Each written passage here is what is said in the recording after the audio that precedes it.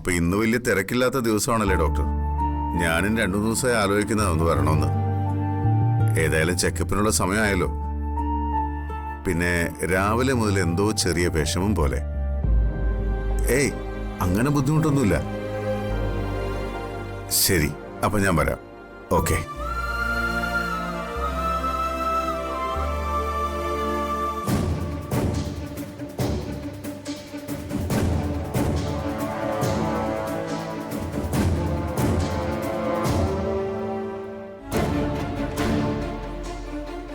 മോളെ അച്ചു, അച്ചു,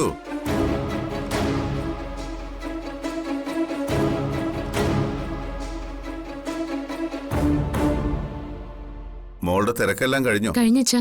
എന്തേ? ഞാൻ അവന്തികയെ വിളിച്ചു, പക്ഷെ കിട്ടിയില്ല. എന്തു പറ്റിയച്ചാ? ഒന്ന് ആശുപത്രി പോയാലൊന്നൊരു തോന്നൽ. ചെക്കപ്പിന് സമയമായി. രണ്ടാമത് എന്തോ ഒരു സുഖമില്ലായ്മ തോന്നുന്നു. ഇന്നൊന്ന് പോയാൽ ഡോക്ടറെ കണ്ടിട്ട് വരാം. ഇന്ന് വലിയ തിരക്കില്ലെന്ന് ഡോക്ടർ പറഞ്ഞു. പിന്നെ ഡോക്ടറെ കാണുന്ന കാര്യം ഇവിടെ ആരോടും ഞാൻ പറഞ്ഞതുമില്ല. അവരൊക്കെ തിരക്കിലായിരിക്കും.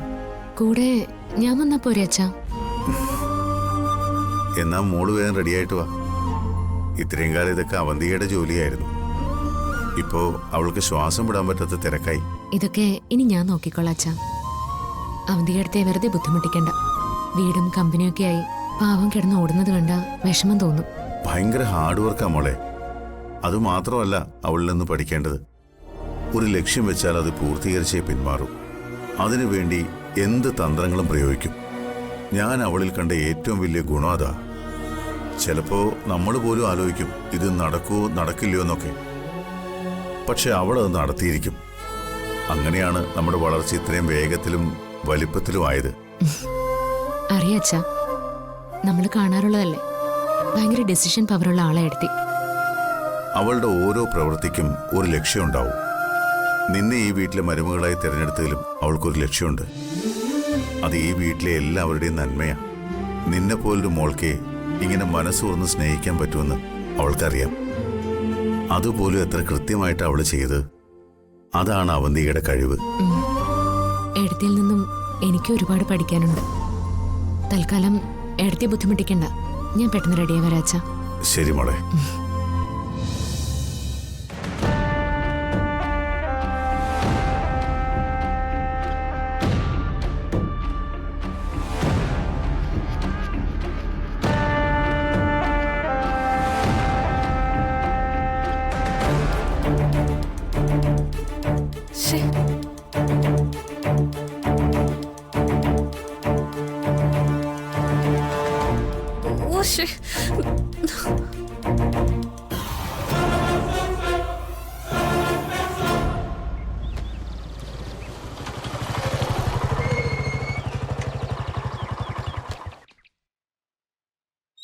ഓഫീസിൽ പോയില്ലേ? നല്ല ദാഹം. കുടിക്കാൻ ചായയോ കോഫിയോ അതോ ജ്യൂസ് വക എന്തേലും എടുക്കട്ടെ? നീ എന്താ ആളെ കളിയൊക്കെ കാണാം? കുടിക്കാൻ എന്തെങ്കിലും ചോദിച്ചാൽ ഉള്ളത് തരുകയല്ലേ വേണ്ടത്? അതെ, ചോദിക്കുമ്പോ സപ്ലൈ ചെയ്യാനായി ഇവിടെ ഒരുത്തി ഉണ്ടല്ലോ. ഇരുട്ടി വെളുത്ത രാത്രി വരെ ജോലി ചെയ്യാൻ. നിന്നോട് ഞാനിപ്പോ അതൊന്നും ചോദിച്ചില്ലല്ലോ. തൊണ്ട പറ്റുന്നു, കുടിക്കാൻ എന്തെങ്കിലും എടുക്കാൻ പറഞ്ഞാ തറുതലാണോ പറയണേ? അല്ലെങ്കിൽ ഇങ്ങനെയൊക്കെയായി എന്റെ വിധി. കിടന്ന് കഴുതിയെ പോലെ ജോലി ചെയ്ത് നടു ഓടിക്കാൻ വേണ്ടിയിട്ട്. ഞാനിവിടെ രാവിലെ മുതൽ പണിയാ. അതൊന്നും ഇവിടെ ആർക്കും കാണാൻ കണ്ണില്ല. നിനക്കിത് എന്തു പറ്റി?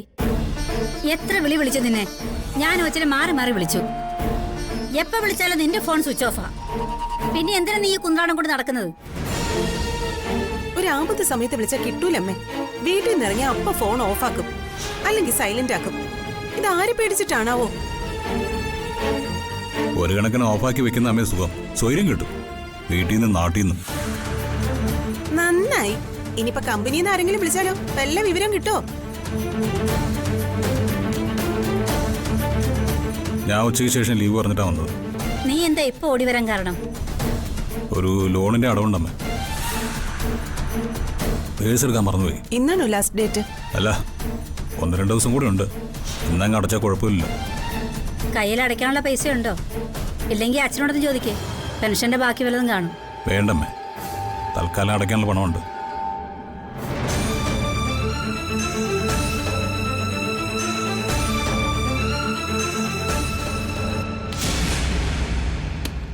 ഇതെന്താ എല്ലാം പിറക്കി ടേബിളിൽ വെച്ചിട്ട് എവിടെ പോവുക അർച്ചന മാഡം? നിന്റെ കളിയാക്കലൊന്നും വേണ്ട കേട്ടോ. ഇത് സ്നേഹയ്ക്കുള്ള ഭക്ഷണം. അവള് വരുമ്പോ മറക്കാതെ എടുത്ത് കൊടുക്കണം. നോക്കിയും കണ്ടുവന്ന് അവളെടുത്ത് കഴിക്കില്ല. അതാ നിന്നെ പറഞ്ഞ് ഏൽപ്പിക്കുന്നത്. അമ്പിളീച്ച ഉണ്ടായിരുന്നെങ്കിൽ കുഴപ്പമില്ലായിരുന്നു. അവളെന്താ LKG പഠിക്കുന്ന കുഞ്ഞുകുട്ടിയോ?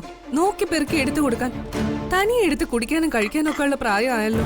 കൂടുതൽ കൊഞ്ചിച്ച് വഷളാക്കുന്നോണ്ടാ ഇങ്ങനെ. നിനക്ക് ഞാൻ എല്ലാം എടുത്ത് കൈ വെച്ച് തരണമല്ലോ. അപ്പൊ നീ എന്താ ബാലവാടിയിലാണോ പഠിക്കുന്നത്? ഞാൻ ചിലപ്പോ കിടന്ന് ഉറക്കമായിരിക്കും. അവൾക്ക് വിശപ്പുണ്ടെങ്കിൽ എടുത്ത് കഴിച്ചോളും.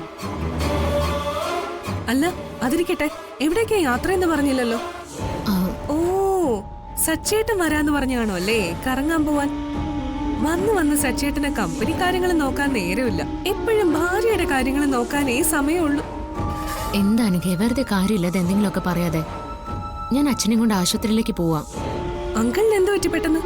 അച്ഛന് പ്രത്യേകിച്ചൊന്നുമില്ല. ചെക്കപ്പിന് സമയമായി. അപ്പോ ഒന്ന് പോവാന്ന് കരുതി. സാധാരണ അവന്തികേച്ചിയാണല്ലോ അങ്കിളിനെ ആശുപത്രി കൊണ്ടുപോവാറ്. ഇന്നെന്താ പതിവില്ലാത്ത രണ്ടാമത്തെ മരുമോള് കൊണ്ടുപോകുന്നെ? ഏത് ഹോസ്പിറ്റലിലേക്കാ കൊണ്ടുപോകുന്നെ? അച്ഛനെ ചികിത്സിച്ച ആശുപത്രി തന്നെയാ. അത് നിനക്കറിയില്ലേ? ഓ, കേരള ഹോസ്പിറ്റലിലേക്കോ? സച്ചേട്ടനോ അവന്തികേച്ചിയോ വന്നിട്ട് പോയാ പോരെ? ആര് കൊണ്ടുപോയാലെന്താ, അവർക്ക് തുല്യമാണല്ലോ അച്ചുവും. നീ എന്തിനാ ഇങ്ങനെ വേർതിരിച്ച് കാണുന്നേ? നീ കൊണ്ടുപോയാലും ഞാൻ വരും. മോളെ, നീ ഒറ്റയ്ക്കല്ലേ ഉള്ളൂ. കഥ കടിച്ചിരുന്നോണം. ഞാൻ ഇടയ്ക്ക് വിളിച്ചോളാം. പോവാം മോളെ. ഒരു തരം അണിഞ്ഞ കേറ്. കേൾക്കുമ്പോ തന്നെ എന്തോ പോലെ, ചില സെന്റിമെന്റൽ അമ്മമാര് കാണിക്കുന്ന പോലെ. ചേച്ചി ഒന്ന് വിളിച്ചു പറഞ്ഞേക്കാം. പുതിയ മരുമകളുമായി അമ്മാവൻ ഹോസ്പിറ്റലിൽ പോയെന്ന്. അങ്ങനെ അവന്തികയുടെ റോള് കുറഞ്ഞു വരുമെന്നും.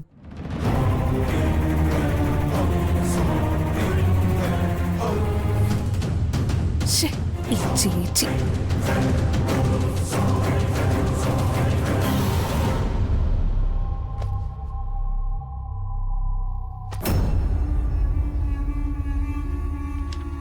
അനുബേട്ട, ഞാനൊരു കാര്യം ചോദിച്ചാൽ ദേഷ്യപ്പെടുവോ?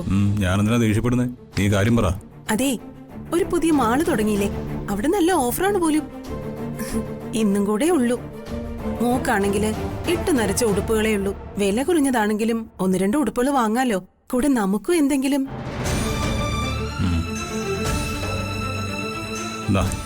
ഇതിനുള്ള എന്താന്ന് വെച്ചാൽ വാങ്ങിച്ചു. എനിക്കിപ്പോ ഒന്നും എടുക്കാൻ നിൽക്കണ്ട.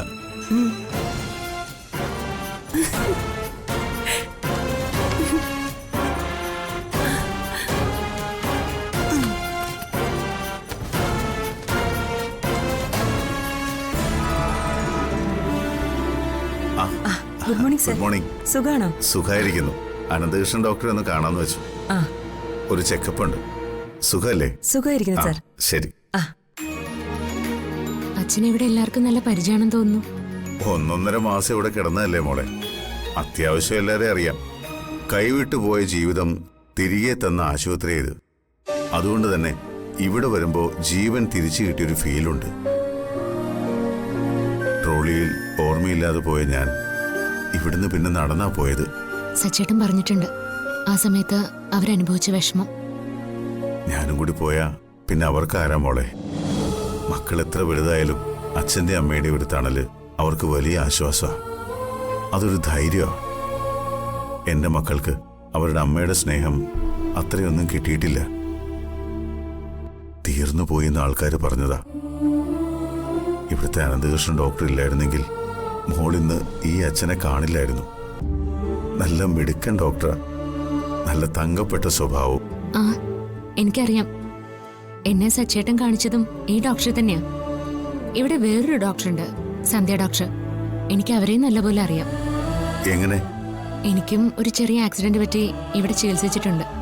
അന്ന് സന്ധ്യ ഡോക്ടറായിരുന്നു. പിന്നെ അമ്മയെ കാണിക്കുന്നതും ആ ഡോക്ടറെ തന്നെയാ. നിനക്കറിയാലോ ശ്രീജ, എനിക്ക് ഷോപ്പിങ്ങിനൊന്നും അത്ര താല്പര്യമില്ലെന്ന്. ഇത് പിന്നെ നിവൃത്തിയില്ലാത്തോണ്ട് പോകുന്നതാ. അനുപേട്ടനും മോൾക്കും ഒരേ നിർബന്ധം. പുതിയൊരു ഷോപ്പിംഗ് മോള് തുടങ്ങിയില്ലേ, നീ എന്താ പോവാത്തേന്നും പറഞ്ഞു. ദിവസവും ചോദ്യ. ആ പിന്നെ ഞാൻ പോയേക്കാന്ന് കരുതി. ആഹാ, ഇവിടെ പിന്നെ അങ്ങനെ ഒരു പ്രശ്നമേ ഇല്ല. അനുപേട്ടനോട് 1000 രൂപ ചോദിച്ചാ 2000 എടുത്തു തരും. വില കുറഞ്ഞ സാധനങ്ങളൊന്നും വാങ്ങാൻ സമ്മതിക്കില്ല. ഒക്കെ ബ്രാൻഡഡ് മതി. നിനക്കറിയാലോ ഇന്നത്തെ വില. ഒന്ന് കേറി ഇറങ്ങിയ 10,000 ഡിംന്ന് പറഞ്ഞു പൊട്ടും. ശരിയടി, നീ ഇറങ്ങിട്ട് വിളിക്ക്. നീ എവിടെ പോകുന്ന കാര്യം സംസാരിച്ച്? അമ്മേ, പുതിയൊരു മാള് തുടങ്ങിയില്ലേ, സംഗീത മോള്. അവിടെ നല്ല ഓഫറാ പോലും. നമുക്ക് കുറച്ച് ഡ്രസ് എടുക്കണം. അമ്മയും കൂടി വാ. അതിന് പൈസ എവിടെ നടി? അത് അനുപേട്ടൻ തന്നല്ലോ. ഞാൻ എന്നെ പോലും നോക്കിയില്ല. അനൂപ് പൈസ തന്നോ? പൈസ ഇല്ലെന്ന് പറഞ്ഞല്ലേ അവൻ ഓഫീസിൽ നിന്ന് ഇങ്ങോട്ട് വന്നത്. പിന്നെങ്ങനെ നിനക്ക് പൈസ തന്നത്? അതൊന്നും എനിക്കറിയില്ല. ഞാൻ കുറച്ച് സാധനം വാങ്ങാൻ പോണോന്ന് പറഞ്ഞു. പൈസ ചോദിച്ചപ്പോ അനുപേട്ടൻ തന്നു. അത്ര തന്നെ.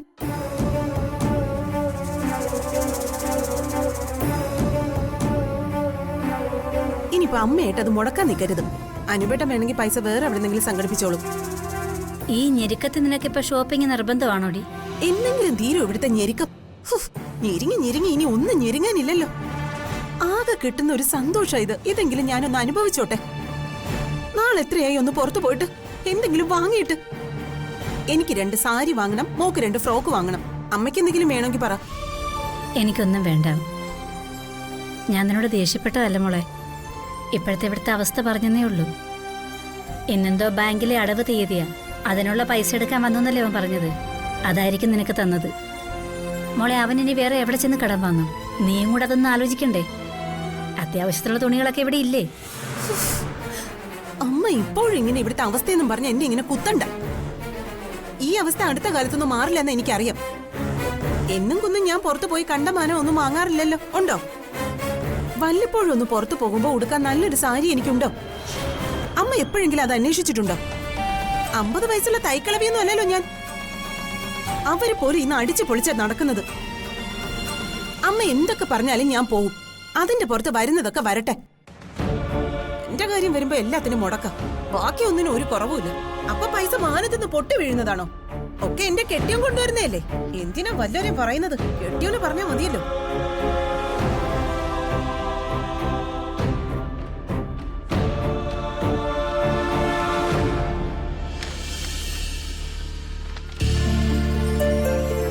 വളരെ ഇമ്പ്രൂവ് ആയിട്ടുണ്ട്. ഇപ്പോൾ പ്രഷർ, ഷുഗർ, കൊളസ്ട്രോൾ ഒക്കെ ഓൾമോസ്റ്റ് നോർമൽ ആയിട്ടുണ്ട്.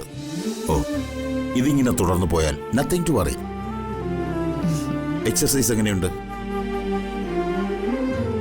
അതിനു മാത്രമേ ഡോക്ടർ കുറച്ച് മടി. ഞാൻ രാവിലെ വൈകിട്ടോ കുറച്ച് നടക്കാൻ പറയും. അച്ഛൻ അത് ചെയ്യില്ല. അതും കൂടി കൃത്യമായി തുടർന്നാൽ താൻ ഇതിലും ഫോർ ബെറ്റർ ആവും. മരുമോൾ ഇങ്ങനെ കട്ടയ്ക്ക് കൂടെ നിൽക്കുമ്പോ പിന്നെ താൻ എന്തിനാ മടി കാണിക്കുന്നത്? ഞാൻ കൂടെ നടക്കാന്ന് വരെ പറഞ്ഞതാ ഡോക്ടർ. എന്നാലും വരത്തില്ല. അതെന്താ സേതു? നമ്മൾ ഈ കഴിക്കുന്ന മരുന്നും ഫുഡും ഒക്കെ ബാലൻസ് ചെയ്യുന്നത് ചെറിയൊരു എക്സസൈസും നടത്തുകയൊക്കെയാണ്. ഇപ്പൊ മനസ്സിലായോ? സോ നാളെ മുതൽ നടത്തം തുടങ്ങും അല്ലേ സേതു? സമ്മതിച്ചു.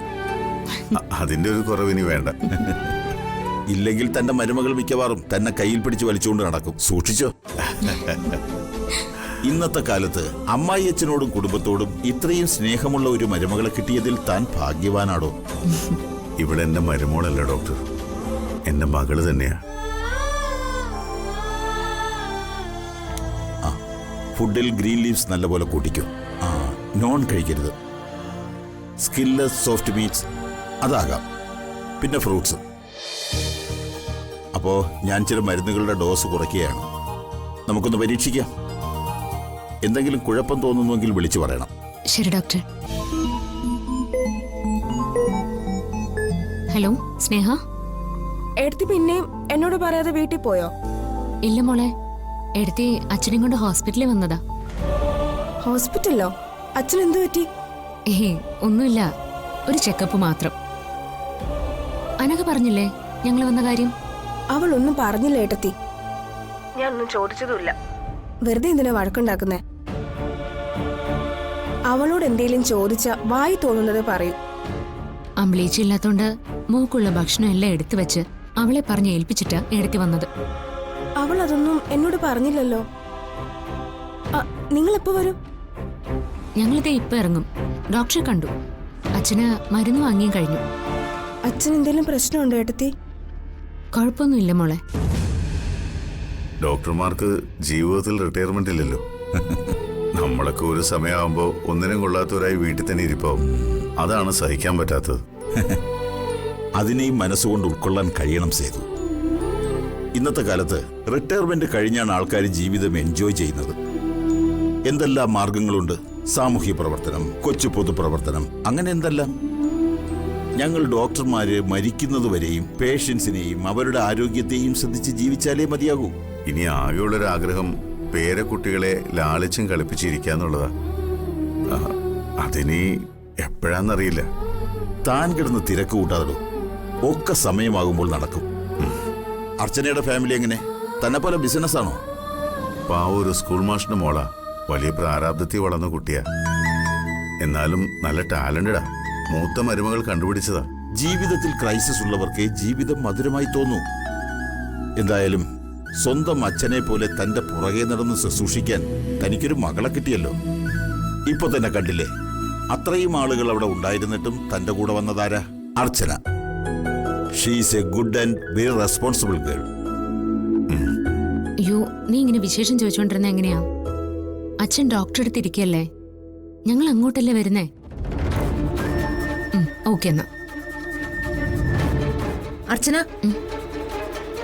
Good morning. കഴിഞ്ഞ ആഴ്ച വന്നു പോയതല്ലേ ഉള്ളൂ, കുറവില്ലേ? എനിക്ക് അസുഖം മാറി ഡോക്ടർ. അച്ഛനെ കാണിക്കാൻ വേണ്ടി വന്നതാ. അച്ഛൻ സ്കൂൾ മാഷല്ലേ? മാഷിന് എന്തു പറ്റി? എന്റെ അച്ഛനല്ല, ഹസ്ബൻഡിന്റെ അച്ഛൻ. ഇവിടുന്ന് ഹാർട്ട് സർജറി ഒക്കെ നടത്തിയത്. ഇന്ന് ചെക്കപ്പിന് വേണ്ടി അനന്തകൃഷ്ണൻ ഡോക്ടറെ കാണാൻ വന്നതാ. ഹസ്ബൻഡ് കൂടെ വന്നിട്ടുണ്ടോ? അയ്യോ ഇല്ല ഡോക്ടർ, കമ്പനിയില് എന്തൊക്കെയോ തിരക്കുകളുണ്ട്. അന്ന് തന്നെ കണ്ടിട്ട് കൂടുതൽ സംസാരിക്കാനോ വിശേഷങ്ങൾ തിരക്കാനോ കഴിഞ്ഞില്ല. അതുമല്ല, തന്റെ ഹസ്ബൻഡിനെ ഒന്ന് കാണണമെന്നുണ്ടായിരുന്നു. അതിനെന്താ ഡോക്ടർ, ഞാൻ ഒരു ദിവസം കൂട്ടിക്കൊണ്ടുവരാം. നിങ്ങളുടെ കല്യാണം കഴിഞ്ഞിട്ട് എത്ര നാളായി? 4 മാസം കഴിഞ്ഞു ഡോക്ടർ. കല്യാണമെല്ലാം വളരെ പെട്ടെന്നായിരുന്നു. അതുമല്ല, അപ്പോഴത്തെ എൻ്റെ അവസ്ഥ ഡോക്ടർക്കും അറിയാലോ. ഹോസ്പിറ്റലിൽ നിന്ന് സ്കാനിങ് കഴിഞ്ഞ് പോയതിന്റെ പിറ്റേ ആഴ്ച കല്യാണമായിരുന്നു. ആഹാ, കല്യാണം എന്നൊക്കെ പറയുമ്പോ അങ്ങനെയാ. അതൊക്കെ അതിൻ്റെതായ സമയത്ത് നടക്കും.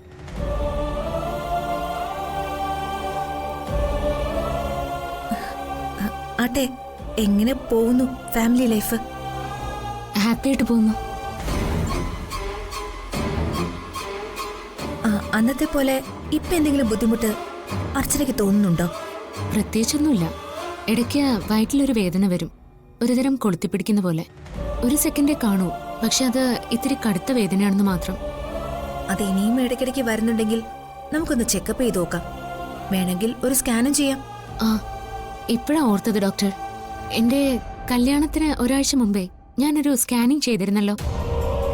അതിന്റെ റിസൾട്ട് എനിക്കിതുവരെ കിട്ടിയില്ല. റിസൾട്ട് എല്ലാം ഞാൻ അപ്പൊ തന്നെ കൊടുത്തല്ലോ, കിട്ടിയില്ലേ?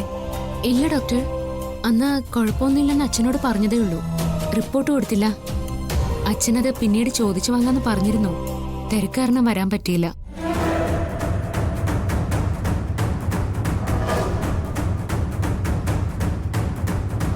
സാരമില്ല ഡോക്ടർ, എടുത്തു വെച്ചിരുന്നാ മതി. ഞാൻ ഇനി വരുമ്പോ വാങ്ങിച്ചോളാം. അത് കയ്യിൽ തന്നൂന്നാ എന്റെ ഓർമ്മ. ശരി, ഞാൻ എന്തായാലും നോക്കാം. സാരമില്ല ഡോക്ടർ, ഞാൻ പിന്നെ വാങ്ങിച്ചോളാം.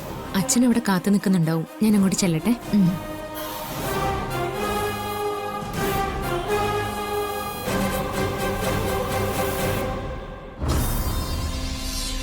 അന്നാ റിപ്പോർട്ട് എന്റെ കയ്യിൽ നിന്നും അവർക്ക് കൊടുക്കാന്ന് പറഞ്ഞ് അവന്തികയാണല്ലോ വാങ്ങിയത്. അത് പിന്നെ എന്താ കൊടുക്കാതിരുന്നേ?